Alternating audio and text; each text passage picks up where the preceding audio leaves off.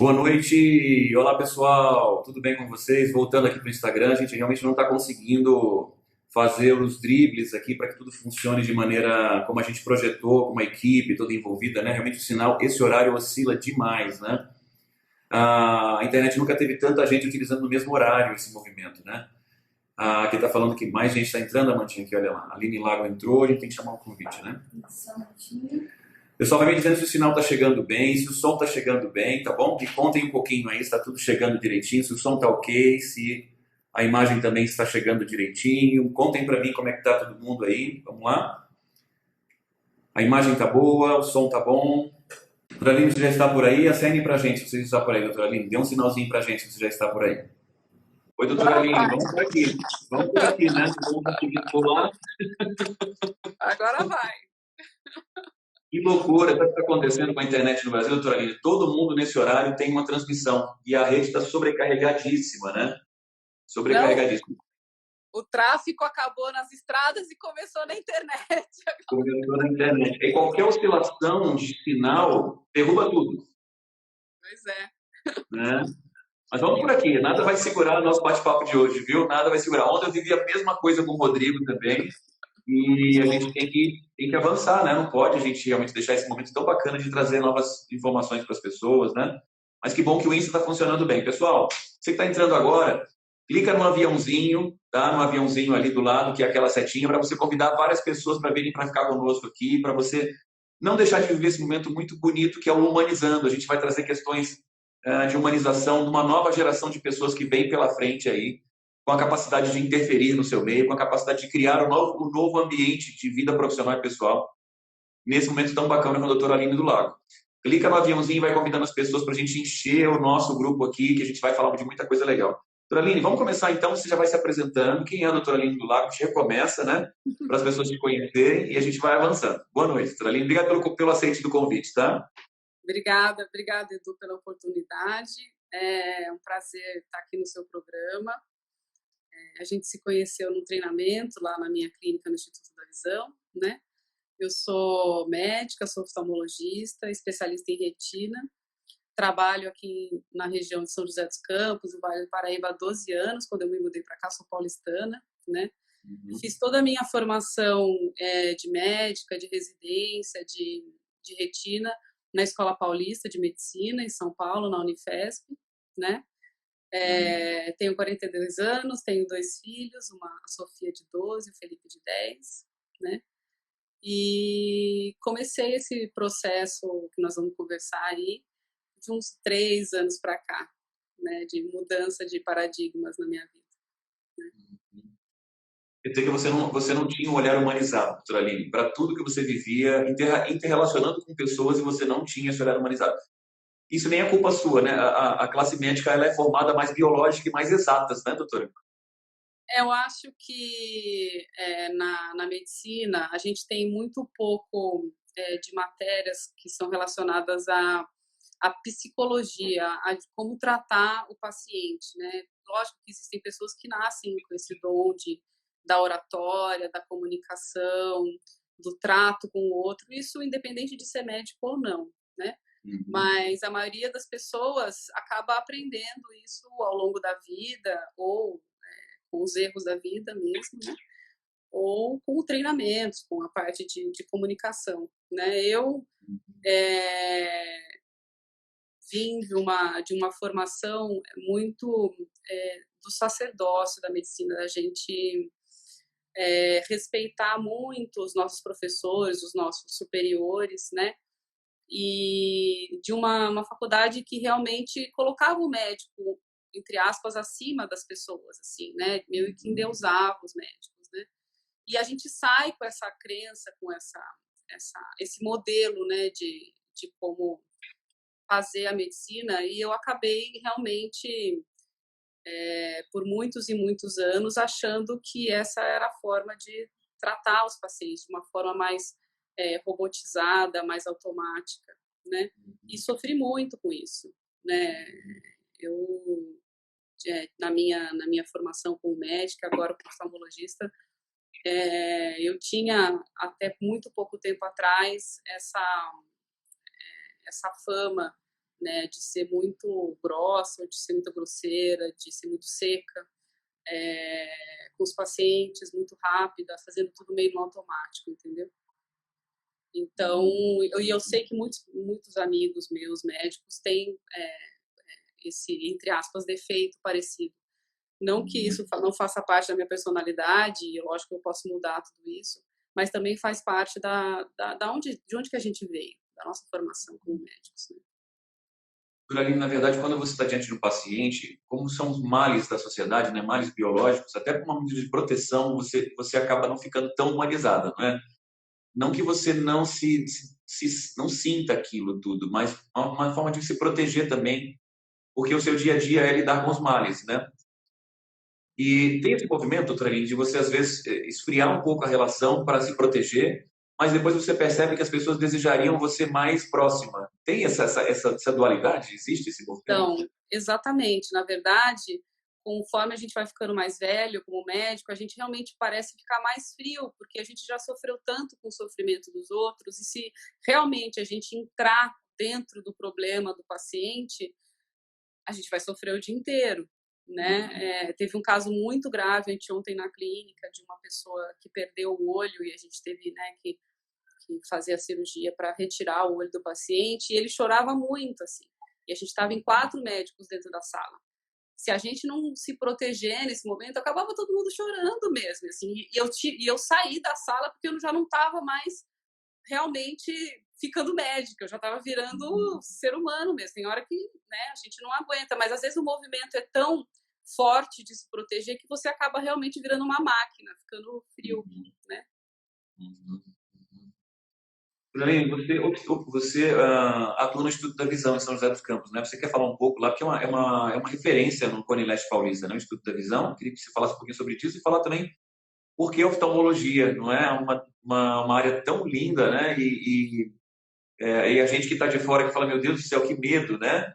Desse tipo de estrutura, de os olhos, algo tão precioso, não que os outros órgãos não sejam e outras áreas não sejam, mas os olhos parece que é algo tão valioso, né? Então, 2 perguntas para você, falar um pouquinho do Instituto da Visão e você falar um pouquinho da oftalmologia. Bom, o Instituto da Visão nasceu há 5 anos atrás, né? Na verdade, quando eu vim para São José dos Campos, há 12 anos, eu vim da Escola Paulista, vim já casada, né? E a gente escolheu essa cidade para morar. E eu sempre tive um grande amigo, que é o Dr. Wagner, né? E ele era de São José dos Campos também, e fez faculdade comigo, fez residência comigo, fez retina comigo. E eu avisei para ele no momento lá que eu queria vir para cá, tal, e acabei que a gente acabou conversando e resolveu no começo trabalhar nós dois em São José dos Campos num consultório único nosso, assim, né, por fazer a mesma especialidade, e a gente precisava um do outro para operar, né? E aí vindo para cá, para São José, e vendo o campo de pacientes e a oportunidade que a gente tinha de trazer uma medicina de ponta da parte oftalmológica, a gente acabou se associando a mais 2 pessoas no começo e criando o Instituto da Visão, que vai fazer 5 anos esse ano, lá em São José dos Campos. E no começo a gente era só em 4, né? Eram 4 médicos, uma sala de centro cirúrgico, mas graças, né, à nossa competência, a tudo que a gente uniu de profissionais, a gente acabou conseguindo construir o prédio que a gente tem hoje, né, lá na Avenida Tivoli. Hoje a gente tem 9 consultórios, 10 consultórios, 3 salas de cirurgia, 15 médicos trabalhando, a gente atende pronto atendimento, faz toda a parte oftalmológica, desde do segmento anterior do olho até o fundo do olho, né? Então, conta com profissionais realmente, né, das melhores faculdades de medicina do país, de São Paulo principalmente, né? E é um sonho realizado, né? Uma coisa que eu nunca imaginei, né, que ia conseguir. Lógico que eu não consegui sozinha, muito pelo contrário, né? Mas eu tenho muito orgulho de trabalhar, eu falo que a gente se sente em casa trabalhando lá, e eu acho que isso está bem evidente nos profissionais, de estar muito feliz trabalhando no Instituto da Visão, né? E quando eu estou nos meus dias cirúrgicos, que foi ontem, eu me sinto, parece que eu estou no parque de diversões, na Disney, assim, que é o melhor dia da semana, né? Assim, de fazer o que eu mais amo, feliz, entregue, assim, né? Super bem. Eu escolhi oftalmologia porque eu queria, desde o quarto ano que eu passei na parte de cirurgias, eu sempre gostei muito de operar. Né? Então, primeiro eu fiz um pouco de cirurgia plástica no quarto ano, quase fiz cirurgia plástica. Aí, aí passei pela otorrino, bateu aquele negócio, eu quase pensei em fazer otorrino, aí passei pela gineco, fiz alguns partos, falei, nossa, isso também é legal. Aí, aí, aí quando eu cheguei na oftalmologia, que foi lá pelo meio do quinto ano, eu assisti uma cirurgia de catarata e realmente me apaixonei. Assim, me apaixonei mesmo. Achei aquilo o máximo. Falei, nossa, que legal essa cirurgia! E aí eu decidi fazer oftalmologia. Assim. Foi meio do coração mesmo. Acho que, na verdade, tem até um coração aqui atrás, se vocês verem na minha sala. E assim, eu sigo muito o meu coração nas minhas coisas. Assim, eu fui ser médica desde pequenininha. Né? Então, quando bateu o santo oftalmo, eu falei, acho que esse é o caminho, né? E aí fazendo tudo com amor, com coração, a gente acaba, né, sempre tendo sucesso, sendo muito feliz. Eu sou muito feliz no que eu faço.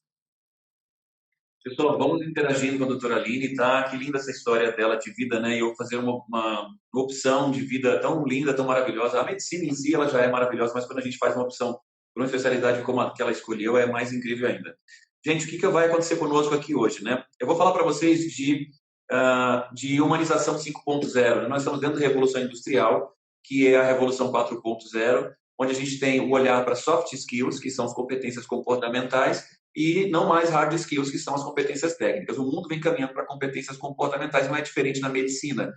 Medicina sempre esteve diante de competências comportamentais, mas o médico foi treinado biologicamente e de maneira cartesiana para atender e funcionar aquele processo de cura. Mas o médico vem caminhando cada vez mais para também ser um cuidador. Então, ele é to care, que ele é cuidador, mas ele antes era muito mais to cure, que ele é curador. Então, agora o médico faz os dois polos, ele cura e cuida, cada vez mais se diferenciando por cuidar. E, na verdade, o diferencial dele competitivo hoje, ele nem percebeu isso, e agora alguns médicos começam a olhar essa humanização de maneira muito mais forte, que é cuidar das pessoas, começou a ser uma moeda de troca muito importante, que os pacientes gostam de ser cuidados, eles não querem somente serem curados, né, doutora Aline? Eu acho que tem essa questão, que os pacientes, eles, quando chegam ao seu médico, claro que eles querem a cura, eles querem ser curados, mas eles querem se sentir curados e cuidados. Estou falando algo coerente, doutora Aline? Não, com certeza. Né? Tem pacientes que às vezes vêm no nosso consultório e só querem ser ouvidos, né? Hoje teve uma paciente que ficou 10, 15 minutos contando o caso da vida dela e saiu feliz, assim, né? Na verdade, ela quase não tinha nada para examinar, né? E isso é uma coisa que eu também percebi há pouco tempo, né? No começo eu era treinada só para fazer diagnóstico e fazer o tratamento, né? Então, hoje, se a gente realmente entender, né, e se colocar no lugar dos outros em relação ao atendimento, é exatamente isso que todos querem, né? Tanto os médicos como qualquer profissão, na verdade, né?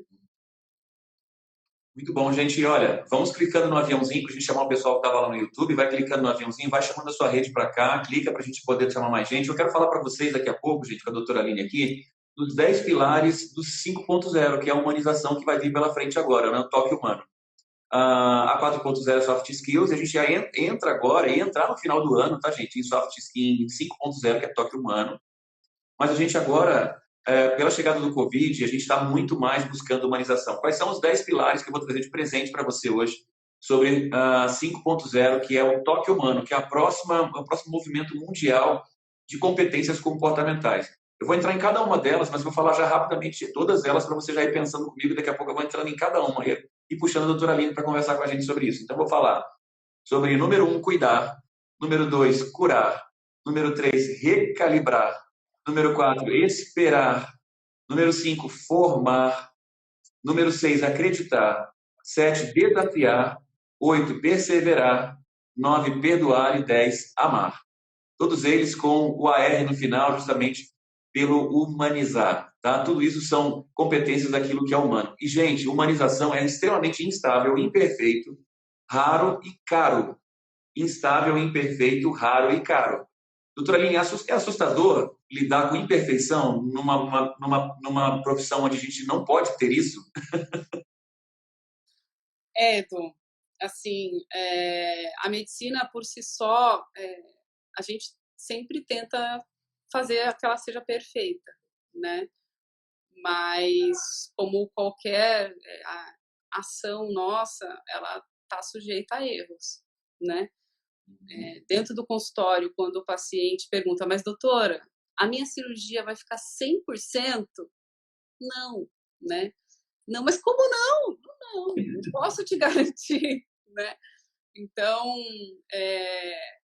e ao mesmo tempo você tem que passar segurança. Apesar de você não garantir, você tem que passar segurança para o paciente. Às vezes você não consegue, né? Então, o que eu aprendi recentemente sobre comunicação é que além de você ter que passar a mensagem tem que ser realmente entendida, né? E às vezes a gente não consegue passar, né? E fica depois aquela cobrança de que, nossa, mas não ficou tão bom assim, não, mas eu te falei que talvez não ficasse, né? Uma coisa, esse negócio da incerteza nesse momento ainda da vida que a gente está passando, né, no coronavírus, está expondo mais as nossas necessidades de controle, né? E acho que nunca a gente teve que lidar com tanta incerteza assim como nós estamos lidando hoje, né? Apesar da medicina lidar com isso todo dia. O Jefferson tem uma pergunta para a gente aqui, doutora Aline, olha que bacana. Ele traz para a gente, será que a digitalização e a tecnologia nos afastou do outro e de nós mesmos, doutora Aline? Você sentiu isso? A tecnologia parece que tem a sensação de aproximar, não é? Mas às vezes eu tenho a sensação de nos afastar, né? O Jefferson traz essa questão para a gente. Como é que você enxerga essa tecnologia toda? Até a telemedicina que está vindo aí agora. Quero que você fale, até aproveitando essa carona do Jefferson, para você falar da telemedicina, né, que está tão em alta agora, né? Exatamente. Na verdade, a tecnologia, ela sempre tem dois lados. O lado de que todo mundo tem acesso à informação, né? Então, muitos pacientes, eles já chegam sabendo o diagnóstico, sabendo os tratamentos. E aí você, às vezes, não consegue rebater da forma que o paciente leu na internet. Então, tem essa parte que ela é boa, ela informa todo mundo, mas, ao mesmo tempo, o médico, diante de tanta informação e diante de tanta tecnologia, acaba esquecendo de examinar o paciente, às vezes, porque ele tem um pool de exames tão grandes em mãos que, às vezes, até com os exames, ele não precisa, teoricamente, examinar o paciente, né? Então, essa dissociação que a gente estava passando até o momento dessa epidemia, entre o homem e a máquina e o homem, né? Talvez ela mude depois dessa crise que a gente está passando, né? As pessoas comecem a dar mais valor para o contato olho no olho de verdade dentro de um consultório ou em qualquer relação que a gente vá passar. Falando sobre telemedicina, a telemedicina ela já está sendo, ela já é autorizada no Brasil desde 2003, né? Mas ninguém usava, na verdade, porque não precisava, né? Agora, com essa restrição que a gente tem em examinar os pacientes, atender as pessoas, surgiu uma deliberação da Associação Médica Brasileira deixando realmente a gente atender os pacientes pela telemedicina durante a pandemia, tá? Em muitas especialidades, que eu até tenho colegas de outras especialidades, psiquiatria, por exemplo, que eu fiquei sabendo, as pessoas estão sendo atendidas pela telemedicina, né? Só uma conversa, teoricamente não é nada assim, você precisa pôr a mão no paciente, né? A própria oftalmologia, na parte de exames, que é a nossa parte, a maioria dos pacientes, se a gente conseguir transmitir online os exames, a gente consegue dar uma orientação pelo paciente com bastante certeza, né? Mas algumas especialidades, realmente, pediatria, por exemplo, uma coisa que você tem que examinar a criança, né? Não tem como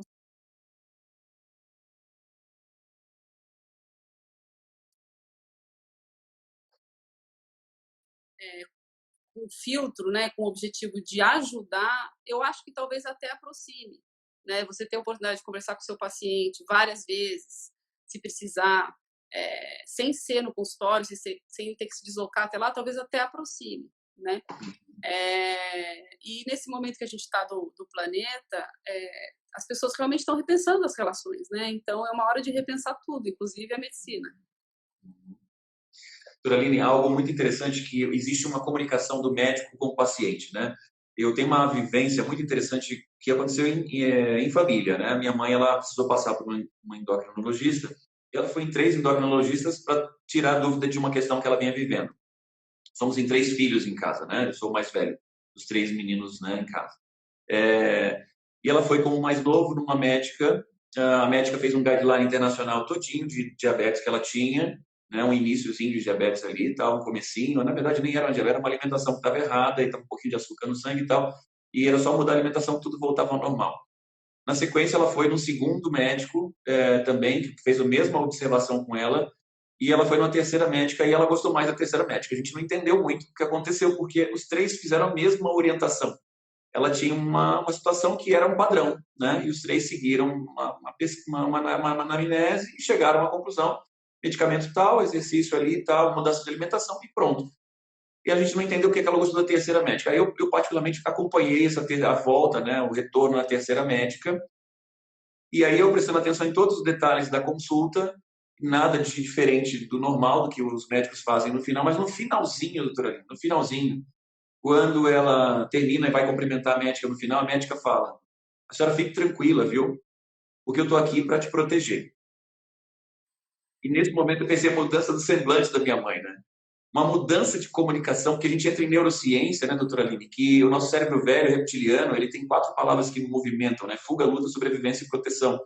Fuga, luta, sobrevivência e proteção. Na verdade, quando a gente está indo ao médico, a gente, claro que quer a cura, mas a gente quer se sentir um pouco no útero materno, né? A gente quer se sentir um pouco dentro do cuidar, né? Então, quando eu falo proteger, a gente, poxa, tem alguém me protegendo, né, de tudo que eu estou sentindo agora, né? Faz sentido a gente prestar atenção nessa fala diante do paciente no consultório, doutora? Os médicos têm essa percepção ou isso é algo que não se é prestado atenção no atendimento? Olha, Edu, estou falando da Aline de agora, tá? Estou tentando. Assim, eu acho que depois de tudo que eu estudei de PNL, programação neurolinguística, realmente as palavras são muito mais importantes do que eu imaginava, né?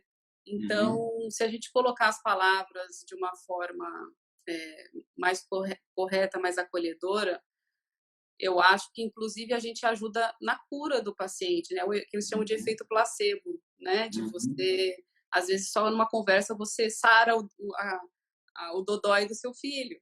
Não é que você sarou, né? É o beijinho da mãe, né? Deixa eu dar um beijinho que vai passar. Exatamente. Dá um beijinho que vai passar. Que beijo mágico, né, doutora Aline? É um beijo mágico. Eu acho que é isso, entendeu?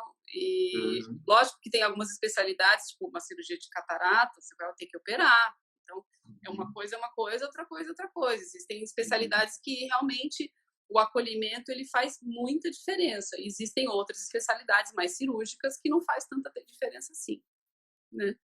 Muito bom, muito bom. Gente, vamos para as perguntas. Tem bastante gente falando aqui, doutora Aline. Aqui a pergunta do Sidão, ele fala: eu entendo que a tecnologia ajuda a encurtar as distâncias, mas temos que saber estar próximos uns dos outros, precisamos evoluir junto com a tecnologia. Aí a Nélia fala aqui: verdade, professor, tempos atrás havia muita queixa de falta de atenção por parte dos médicos. O atendimento era mais frio, hoje melhorou muito o acolhimento. Olha que engraçado, doutora Aline. Muitas vezes só o acolher, né? O acolher de como você está, seja bem-vindo, deixa eu entender o que está acontecendo com você. Nossa, começa todo o processo de placebo ali, né? Daniel fala que você acredita que a telemedicina após a pandemia, doutora Aline, será apenas usada em casos extremos ou passará a ganhar espaço no dia a dia? Vai ter um momento que você faz telemedicina nesse mundo pós-Covid. O que você pensa, doutora Aline? Então, eu estava até lendo uns artigos sobre isso. Eles falam de 3 coisas: teleorientação. Então, o paciente precisa só de uma orientação em relação ao remédio que ele está tomando, né? Então, ele manda uma consulta online, fala: doutor, estou com uma dúvida aqui, o colírio é para pingar de quanto em quantas horas, né? Então, isso pode ser usado. Teoricamente, não precisa marcar uma consulta para isso, assim, nos moldes formais. A outra é o telemonitoramento, que eles falam, né, que seria monitorar os exames, né? Então, em vez da pessoa ir até o consultório, levar os exames para o médico ver, isso pode ser feito online, né? Eles falam a respeito de interconsultas, então fazer médico-médico, 2 médicos e o paciente, né, discutindo o caso, ou até uma reunião clínica discutindo entre os médicos e não ter que fazer isso dentro de um hospital, por exemplo, né? A parte de congressos médicos, a gente já está passando por essa experiência, estamos tendo várias discussões de caso online, coisa que a gente tinha que ir para a Itália, tinha que ir para os Estados Unidos, tinha que ir para não sei aonde, e agora a gente teve até recentemente, semana passada, uma reunião clínica de retina, que tinham 1.000 participantes ao vivo online, todo mundo conversando, assim, foi super legal. Eu acho que vai ter um impacto nos congressos, doutora Aline? Com certeza, vai diminuir provavelmente, vai diminuir a quantidade de congresso. Sim, sim. Outra coisa que eles falaram, de uma outra coisa que eu li, por exemplo, hoje com o coronavírus, os casos de coronavírus do Brasil, eles estão todos integrados. E é uma coisa que não existe na medicina, na área, no sistema de saúde, nem público nem privado, que é a união dos prontuários médicos, de todos os brasileiros. Né? Por que você tem que abrir a ficha em tal lugar, aí você muda de cidade, aí a outra pessoa não tem acesso ao seu prontuário, entendeu? Isso no coronavírus está acontecendo. Então, eles têm acesso a todos os pacientes que estão com coronavírus, que com todos os sintomas envolvidos, eles estão fazendo isso. Isso é muito importante. Se a gente replicar esse modelo no nosso sistema e ajudar todo mundo, os médicos, os pacientes, todo mundo, entendeu? Sim. É interessante porque o paciente, ele tem que se sentir, ele não é uma fotografia, ele é um filme, né? Então, cada um pode tirar uma foto do jeito que quiser assistir, mas ele tem toda uma história, né? Então, ele tem que ser entendido como um conjunto de caminhadas, né, na vida dele. Faz todo sentido integrar todas esse prontuário, esse histórico dele, né, doutora Aline? Gente, então vamos lá, ó. Clica no aviãozinho para a gente chamar mais pessoas para a nossa live, para a gente poder trazer mais informações para vocês. Então, a gente falou agora há pouco de cuidar, né? Vamos falar de 10 pilares do Toque Humano 5.0, que é a humanização, que o mundo vai viver após Covid. Pessoal, após Covid, nós temos que fazer uma aceleração muito grande desse ano para que 2020 seja um ano de muita vitória para todos nós. A gente vive um problema na saúde hoje mundial, mas a gente precisa entender que a gente tem que estar equilibrado emocionalmente e sermos novos seres humanos. Estamos sendo convidados a sermos novos seres humanos, mais humanizados, mais perdoadores, né? E nesse ponto que eu quero, então, falar o terceiro pilar para você, para a gente cuidar e curar, são 2 movimentos diferentes, né? Isso não tem a ver só com medicina, tá, gente? Quantas curas nós fazemos no nosso dia a dia pelas palavras que proferimos, né? Quantas curas fazemos no nosso dia a dia por atitudes que fizemos ou não fizemos? Curamos pessoas por atitudes, tá? Tem muitos estudos mostrando que a cura acontece antes do medicamento e antes do médico. É muito interessante pensar nisso. E o cuidar, a gente foi convidado para ficar em casa, então a gente tem que estar olhando para esse cuidado. Terceiro pilar importante, recalibrar. Recalibrar o jeito de ver a vida, recalibrar o que é importante para você, o que não é importante para você. Doutora Aline, eu acho que a gente foi convidado a pensar o que é valioso, né? Você viveu isso muito, de você ter que largar o seu trabalho e ir para casa, e de repente você estava com seus filhos ali, e você repensando que de repente tinha até ficado bastante tempo trabalhando muito mais do que está estando com eles, né? Foi assustador, foi provocador, foi bom? Me conta como é que foi esse movimento de você voltar para casa, né? Recalibrou o olhar? Você trabalhou isso? Olha, Edu, uma coisa que eu sempre tive na minha cabeça, desde que eu resolvi ser mãe, é que eu iria equilibrar a minha profissão mãe e a minha profissão médica, né? E isso norteou, inclusive, os meus horários de consultório de cirurgia até hoje, tá? Então, apesar da quarentena, eu consegui, inclusive na quarentena, equilibrar a minha presença em casa e a minha presença no consultório, tá? Fiz um esquema com as crianças, deixei as crianças na praia, e voltava e trabalhava, para que meus pacientes não ficassem desassistidos e nem meus filhos, tá? Mas o que eu escutei, principalmente dos meninos, né, dos médicos, é que eles estão gostando dessa vida de ficar mais em casa, né? Porque eles não ficavam muito em casa, né? Até curtindo mais a família e conseguindo fazer um pouco mais de ginástica, cuidando mais da saúde. né? O que eu tenho feito a mais é yoga, né? Porque eu não estava fazendo tanto assim. Estou dormindo melhor, a gente dorme até mais tarde e tal. Tenho estudado, né? E estou com meus filhos. Assim, na verdade, a minha vida, ela já estava até que bastante equilibrada, né? E eu acho que eu estou tendo mais tempo de pensar em mim mesmo, né? Dos meus problemas, meus defeitos e recalibrando, como você diz, as emoções e colocando as minhas prioridades para evoluir como ser humano. Para mim, tem mais perguntas para você aqui. Vamos lá aqui. O Jefferson fez uma pergunta. Essa pergunta não é do Jefferson, é outra. Como está o atendimento, da Nélia, como está o atendimento, o acolhimento junto aos deficientes visuais no ambiente público? Não sei se a doutora tem essa informação. Como está o atendimento do acolhimento junto aos deficientes visuais? Existe algum programa específico para os deficientes visuais no Brasil, doutora Aline? Não. Nunca ouvi falar sobre isso, né? Interessante Não. esse movimento que a Nélia está trazendo, né? Não, eu acho que não, tá todo mundo sendo atendido igual, usando máscara na maioria das vezes, né? Não tem nenhuma alguma ação específica para os deficientes visuais. O que a gente está falando é para os idosos mesmo, né? Eles sim evitarem ir a serviços de público, a não ser que for emergência mesmo, por causa do contato e da maior letalidade da doença, né? Tem muita gente mandando um beijo para você. Tem uma pessoa aqui que é a Alviana falando, matando a saudade de ouvir essa médica excepcional. É a minha secretária. Olha que lindo, tá vendo, Lele? Que lindo. Tá aqui, tá adorando estar participando com você. O Jefferson faz a seguinte pergunta: o apoio, o suporte ao médico também precisa avançar bastante, né? Quer dizer, o médico ser apoiado. A gente está falando muito do médico apoiar a sociedade, mas enquanto o médico é apoiado pelos órgãos todos, né? Então, muitas vezes a instituição pública deixa o médico muito também abandonado em alguns momentos. Antônio, você sente isso também? Você chegou a ter uma caminhada na área pública antes de ter o seu próprio consultório? Você sentia isso? Na verdade, eu fiz Escola Paulista de Medicina, mas é uma universidade federal, né?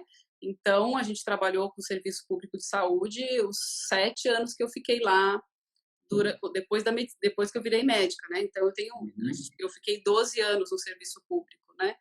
Mas eu acho que até esse movimento do coronavírus, do Covid, ele está trazendo de volta a admiração pelos profissionais da saúde, não só os médicos, né? Que estava, de certa forma, não muito valorizada, tanto pelas partes dos políticos como pela parte da sociedade mesmo, entendeu?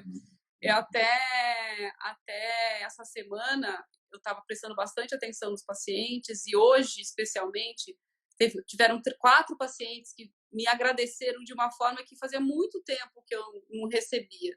E eu acho que tem a ver com o momento mesmo, assim. Eu, na verdade, não fiz nada demais, mas a gratidão de estar sendo atendido num momento de coronavírus, com toda a estrutura que a gente tem na clínica, toda a proteção, todo o carinho que a gente está acolhendo os pacientes, entendeu? E isso está trazendo de volta essa admiração da sociedade e até da política pela gente que está lá cuidando da vida das pessoas, de todas as formas, desde a recepção até a área dos médicos, né?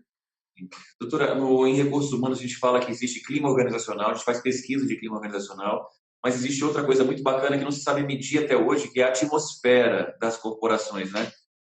A gente entra em algumas instituições hoje de saúde que a gente se sente tão bem recebido que a gente às vezes fica até às vezes com pena de que a gente não vai ficar mais tempo lá, né? E lá não era para você ficar se você está bem. Mas tem lugares que você é tão bem recebido, já vivi isso na minha vida profissional como um todo, que você quer ficar ali. Eu tive a oportunidade de estar no Instituto da Visão com vocês e a gente sente as pessoas com vontade de te tratar muito bem, de te acolher muito bem, criar uma atmosfera saudável. Isso faz com que a gente tenha a cura clínica mais fácil, né, doutora Lili? E o dia a dia, para o profissional que está curando e está ajudando na cura, que são a enfermagem, toda a área de saúde que suporta a classe médica também, né, dá o suporte, né? Fica mais fácil criar uma atmosfera positiva. E isso começa com as pequenas coisinhas, né? No tratar, no perguntar, nas coisinhas da sociedade de bom dia, boa tarde, como vai você, como posso ajudar? Compreendo, deixa eu tentar te ajudar sobre isso, deixa eu te ouvir um pouco mais. Pequenos mimos, né? Vocais que a gente deixa passar, né? Você acredita nisso, doutora Aline? Que eu quero já entrar com essa minha fala num movimento que você está fazendo muito bonito, que é um livro, né? Você não quer contar, mas eu estou forçando você a contar. Então, essa parte do cuidado, né, desde o paciente chegando na porta, é mérito da nossa administradora e de todo o trabalho que ela vem fazendo no Instituto da Visão, ao longo desses anos que ela está lá, 3, 4 anos, né? De trazer essa política mesmo, né, de confiança, começa com o olho no olho, né? A gente não tinha essa crença, essa política antes dela, né? Então, todos os funcionários que hoje estão com a gente, eles têm esse norte, né, de estar numa equipe que prioriza o excelente atendimento, a excelência no atendimento, não que seja sempre excelente, mas a excelência no atendimento, que começa desde a hora que o paciente para o carro na rua, né? Em relação ao livro, o livro ele começou com uma tese de mestrado, estou acabando o MBA em gestão na Escola Paulista, na oftalmologia, né?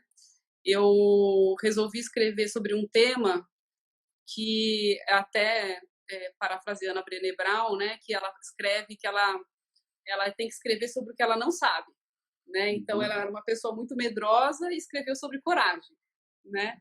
Eu sou corajosa, mas eu não tinha uma boa relação médico-paciente, né?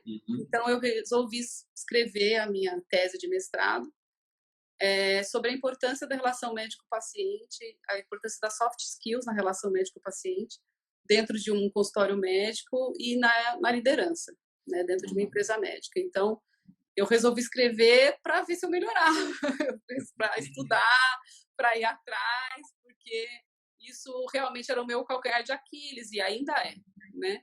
E aí eu comecei a escrever, e aí eu voltei do Egito, de uma viagem que eu fiz, e fiquei resfriada.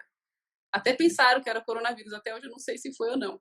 Mas eu tive que ficar afastada 4, 5 dias, sem fazer nada, sozinha em casa. Eu falei, quer saber, eu vou escrever essa monografia, eu vou acabar, que eu precisava entregar até julho, né?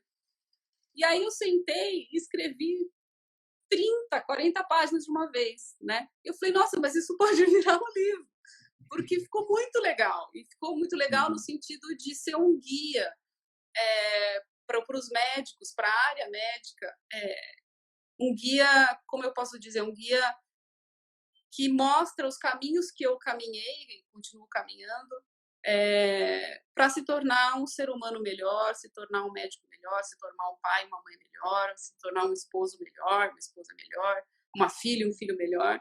Na verdade, são caminhos para dentro que eu trilhei e trilho ainda hoje, e tudo que eu passei, por todas as áreas que eu passei, desde que, na verdade, eu me separei, né? Que foi quando eu saí da zona de conforto, né? E aí virou um livro que eu acabei chamando de Médico 5.0, que seria... Esse aí você pode falar do que é a Sociedade 5.0, vou deixar para você, mas que seria a parte do médico cuidar dele mesmo, né? Para poder cuidar bem dos outros. A gente só recebe visita quando a gente arruma a nossa sala de casa, né? Não sei você, mas quando vai visita em casa, a gente arruma toda a casa, né, Turaline, para receber visita, né? Assim, o médico 5.0 está fazendo isso. Ele está fazendo com que o médico precise olhar primeiro para aquilo que ele quer fazer com a carreira dele. Se ele quer ganhar diferencial competitivo e ser desejado de maneira como aquela pessoa que vai... eu vou cuidar de vocês, vai estar comigo agora, eu sou a sua médica, eu sou o seu médico, né? Então, os médicos estão revendo isso, primeiramente com um olhar de diferencial competitivo, mas depois se apaixonando pelo central da medicina, que é essa coisa curadora, né? Turaline, com relação ao seu livro, tive oportunidade de lê-lo, né? Ainda está caminhando para a edição e tudo mais, mas muito bonito quando você entra no contexto de você mesmo estar acreditando naquilo. Então, na verdade, o seu livro ele é uma prova de namoro com tudo aquilo que você deseja ter, né? Que você está tendo sobre tudo aquilo, né? Porque a gente não aperta um botão, né, doutora Aline, e deixa de ser exato, biológico, e passa a ser humano de um dia para o outro. É um processo de namoro, conquista, crescimento. É um processo, exatamente. Dá para virar a chavinha. Ó, fiquei boazinha. Né? Eu falo que a evolução é sempre para cima, mas não é uma linha reta para cima. Você vai, vai subindo e descendo. Sim. E eu tenho muitos estudos que mostram que todo aprendizado, e aí é Piaget que a gente traz o construtivismo, né? É, todo aprendizado que a gente faz de vida, a gente tem as quedas que são tão importantes para você fazer as retomadas. As retomadas são no momento de grande crescimento, né? Então, isso é muito importante. Gente, vamos lá então, olha, os 10 pilares da humanização, do toque humano, do 5.0. Então, cuidar e curar, já falamos, 1 e 2. 3, recalibrar. 4, esperar. Existe algo que a gente carrega na medicina que é o paciente, né? O paciente, ele é paciente porque ele é paciente. E a paciência é uma das maiores virtudes que pode existir, né? A gente perde paciência em muitas questões de vida. Quantas derrotas a gente teve pelo lado afoito da juventude que a gente teve em algum momento, né? Quando chegamos à maturidade, uma das coisas mais bonitas da maturidade é a capacidade de você esperar tudo do seu tempo. Quando as coisas chegam no seu próprio tempo, você é paciente. E aí a ciência da paz, né? Ser paciente. É, quando a gente olha para o nosso paciente hoje, doutora Aline, ele virou muito mais um cliente do que ele virou um paciente. Na verdade, ele tem muito mais a exigir de nós do que nós estamos exigindo dele, né? Porque tem a diferença um pouco de cliente e paciente, né? Tem um pouco disso, né?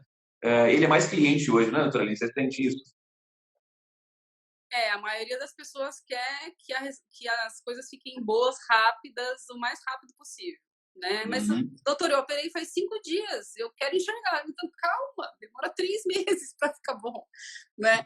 Então, eu acho que até o imediatismo da sociedade atual, né, de apertar o botão e resolver tudo, né, da nossa tecnologia, está entrando realmente dentro da cabeça das pessoas, da vida das pessoas, e eles acabam realmente exigindo da gente, da relação médico-paciente, do próprio resultado de qualquer tratamento, como se fosse um produto, né? Uhum. E não é, né? Não somos máquinas, somos seres humanos, né? Tanto eles demoram para a gente se recuperar, como a nossa parte pode não ficar perfeita. Então, não é um produto que você compra na loja novo, né? Então, essa parte da paciência, tanto da parte médica, que às vezes os médicos não têm paciência com os pacientes também não estão tendo muita paciência com o resultado e com o próprio processo da cura, né? Que não ocorre de uma hora para outra, né? Sim.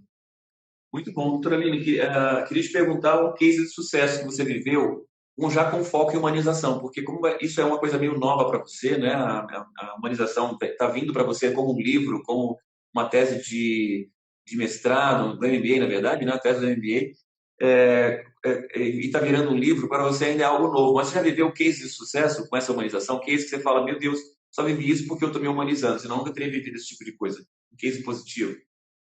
O que me veio na cabeça agora foi uma criança que eu operei de 6 anos, né? Acho que talvez seja o meu, em termos de cirurgia, a pessoa mais nova que eu já operei na vida.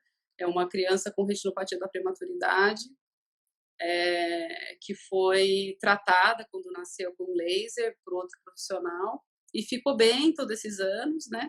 Mas descolou a retina do olho esquerdo, se eu não me engano, há uns 6 meses atrás, né? Ele chegou ainda com uma visão razoável no consultório, assustado, 6 anos de idade, né? E eu falei para ele que a gente ia operar, que ele ia ficar bem, né? E aí a gente operou, foi super difícil a cirurgia, o olho é muito pequeno, não é um olho do adulto, é um olho assim, quase a metade de um olho normal. Então os instrumentos não são, teoricamente, moldados para uma criança pequena, mas deu tudo certo na cirurgia. E ele está enxergando desse olho, mas o mais bonito é ele me ver, ele vir correndo na clínica, no consultório e falar: doutora Aline, eu tava com saudade de você! Como se eu fosse tia, assim, sabe? Como se eu fosse da família. E isso é muito bonito de ver, assim, né? Então, criou uma relação de admiração mesmo, assim, de uma criança que, teoricamente, nem, né? Uma criança, não precisava disso comigo, assim. Como se fosse meu filho, como se fosse meu sobrinho, alguma coisa assim. E toda vez que ele chega, todo mundo fica super feliz, assim, né? Então, eu lembrei dele.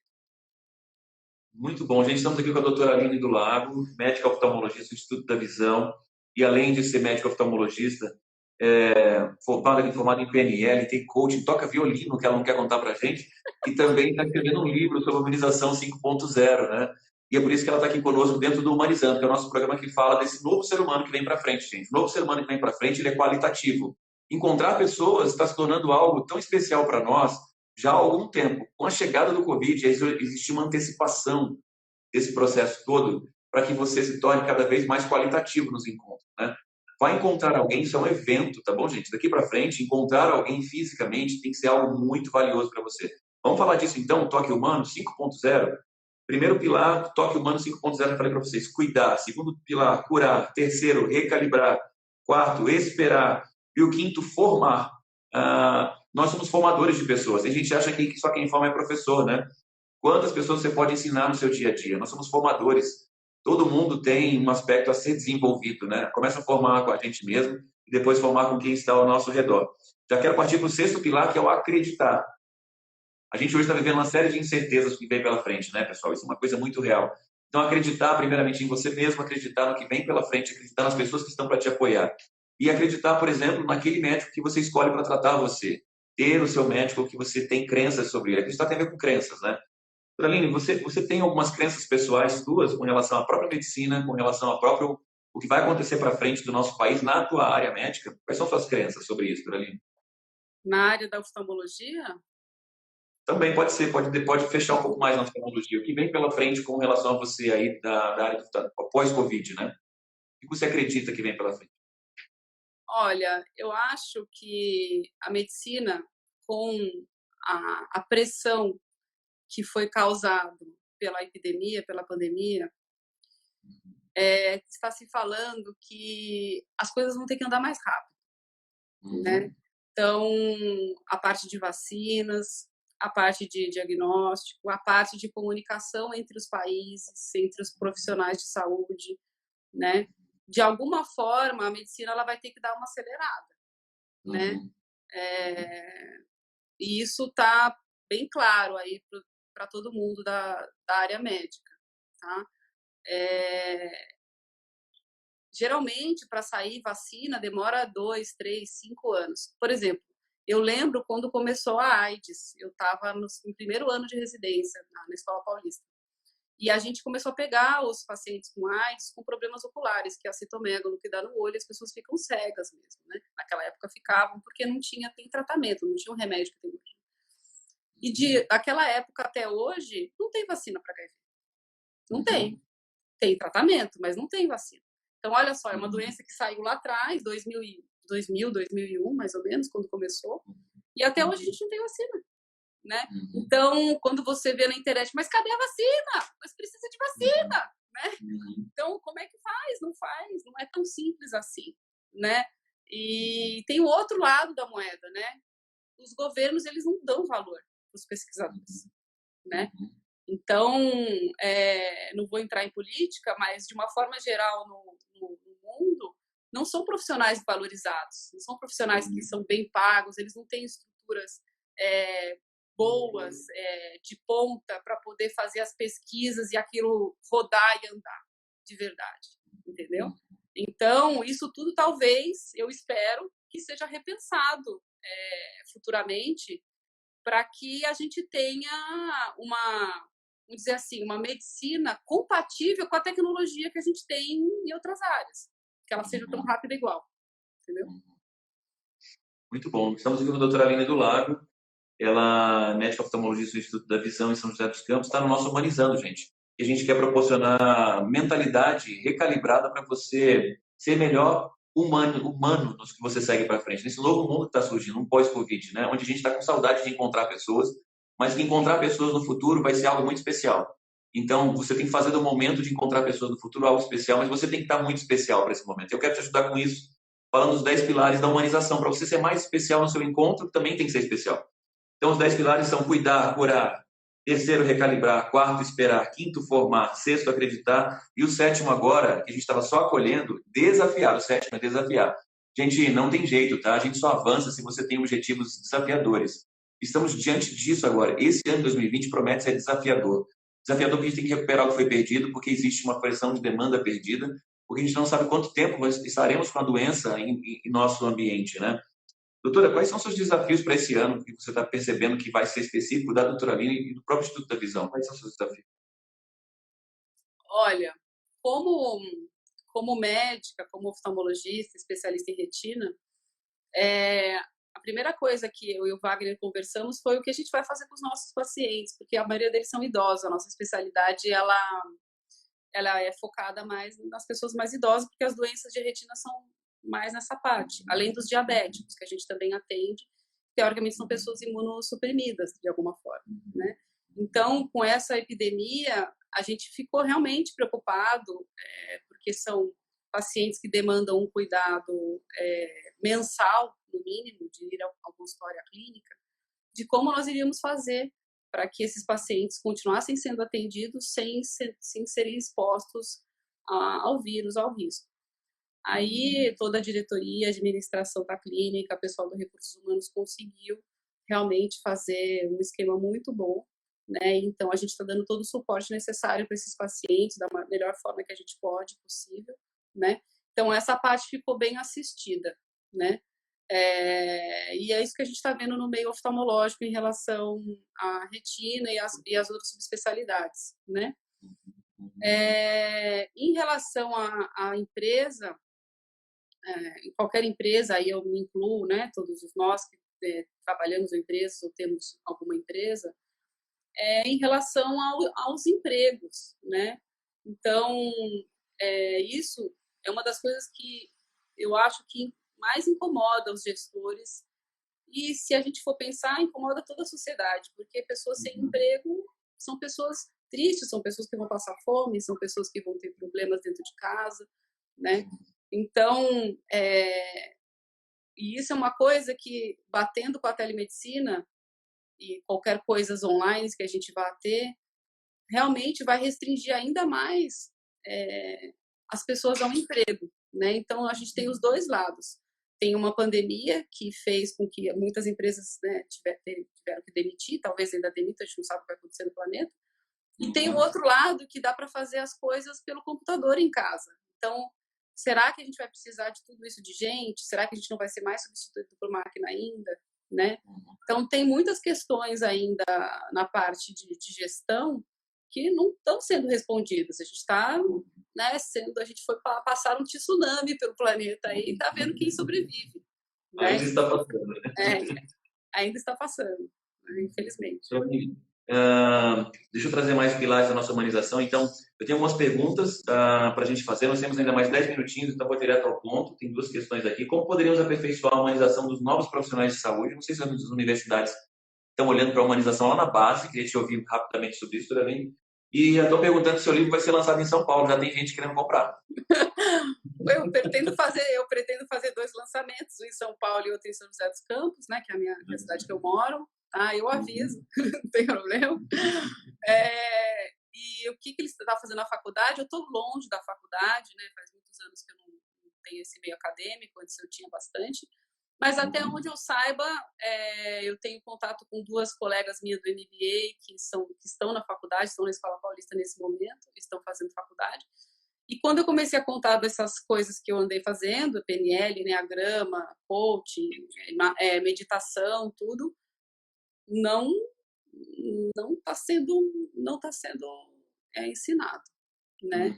Então eu acho que continua fora realmente da grade de ensino da medicina. Interessante. Por um lado, como não é ensinado, os médicos vão buscar esse ensinamento para poder terem diferencial competitivo e também perceberem que o mundo está caminhando para isso cada vez mais. As pessoas querem ser cuidadas, né? Vamos lá, gente. Um grande problema do médico, que até isso eu escrevo no livro, é a gente achar que sabe tudo, né?